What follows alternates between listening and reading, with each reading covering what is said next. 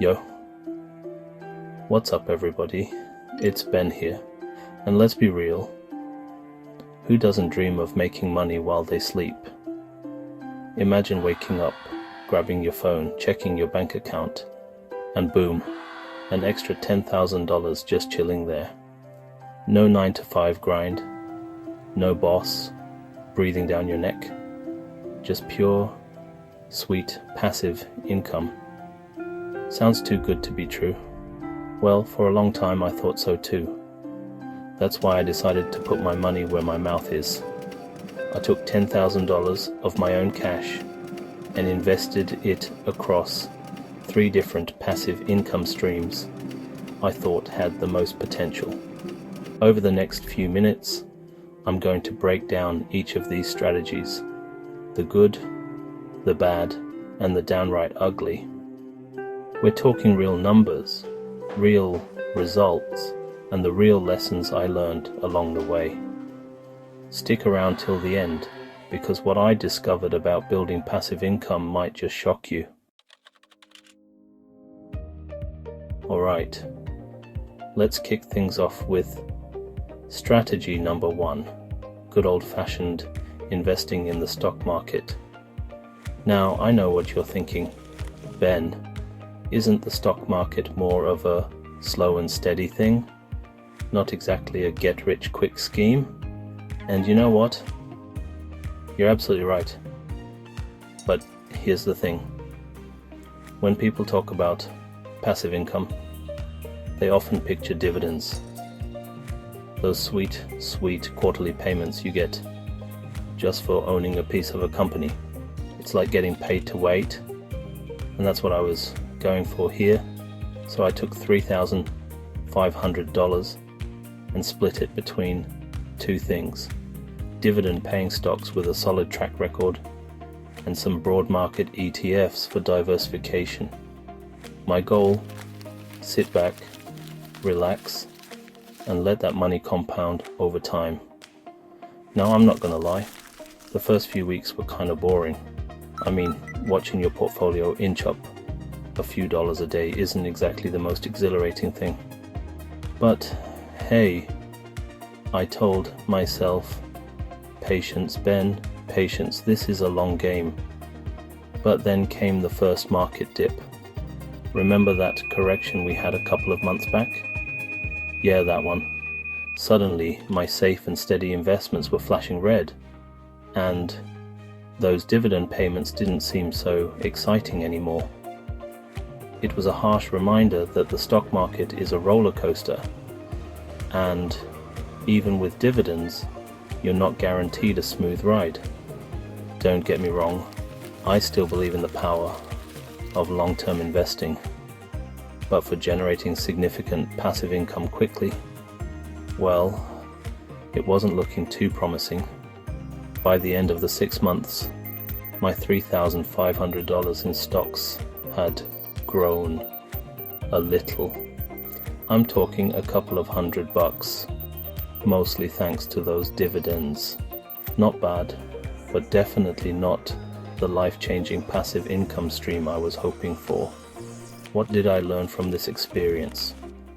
Well, for starters, the stock market is a marathon, not a sprint. It's a fantastic tool for building wealth over the long haul. But if you're looking for quick and consistent passive income, you might want to explore other options. Alright, moving on to strategy number 2, where I decided to pit 2 popular passive income contenders against each other. The good old high-yield savings account versus the allure of real estate. Now, I know what you're thinking. Ben, a high-yield savings account. Really? That's about as exciting as watching paint dry. And you know what? You're not wrong. But hey, even a small percentage of return is better than nothing, right? So I took $2,000 of my $3,500 for this strategy and parked it in a high-yield savings account, hoping to at least beat inflation. The remaining $1,500, I decided to dip my toes into the world of real estate, but without the hassle of becoming a pikail, a landlord. How, you ask?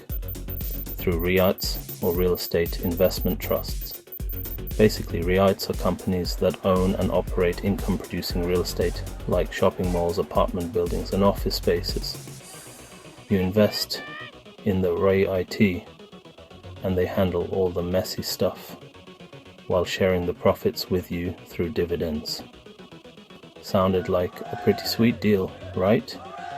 Passive income from real estate without having to fix leaky faucets or deal with tenant drama? Sign me up. But here's the thing about REITs. Their performance can be closely tied to the overall real estate market.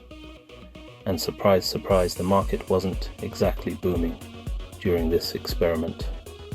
My $1,500 investment in REITs barely budged, and while the dividends were slightly better than the high-yield savings account, it was nothing to write home about. Speaking of the high-yield savings account, well, it did exactly what it said on the tin. It yielded a high-ish interest rate. I'm talking a whopping few dollars a month. Hey, I could almost buy myself a fancy coffee with that. Look, I'm all for playing it safe, but the reality is, both the high-yield savings account and the REITs were slow and steady earners at best. They definitely weren't going to replace my day job anytime soon. What's the takeaway here? While both options can be part of a diversified investment portfolio, they're not the most exciting or lucrative paths to substantial passive income. If you're looking for faster growth, you'll need to explore other avenues. Strategy number 3, the world of online business and digital assets. Alright, let's get to the good stuff. This is where I got really excited, and for a good reason. With the internet at our fingertips, the possibilities for generating passive income are endless. I took my remaining $3,000 and tested 3 popular online business models. First up, e-commerce. I sourced trendy products and set up an online store. Next, I created a digital guide and sold it on platforms like Gumroad and Etsy. Finally, I started a YouTube channel focused on personal finance and passive income. The first few weeks were tough, juggling new skills and marketing. But then my YouTube channel started gaining traction. Sales trickled in from my e-commerce store and digital products. By the end of 6 months, my online business was generating a consistent side hustle income. The online world is a goldmine for passive income, but it takes hard work and dedication. So, after 6 months of putting these passive income strategies to the test, which one came out on top? Well, if we're talking strictly numbers, the online business and digital assets strategy took the cake. But here's the bigger lesson. Passive income isn't about finding that one magic bullet. It's about diversifying your income streams, playing the long game, and constantly learning and adapting. Would I recommend any of these strategies? Absolutely. But the key is to find what works best for you, your skills, and your goals. Maybe you excel at creating digital products, or perhaps you're a natural at real estate investing.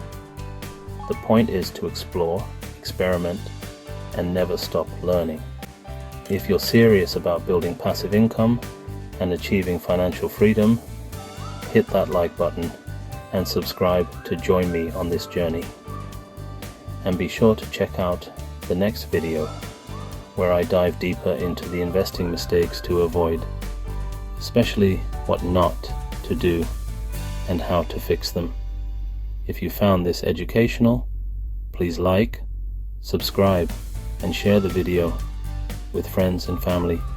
I'll see you there, and stay tuned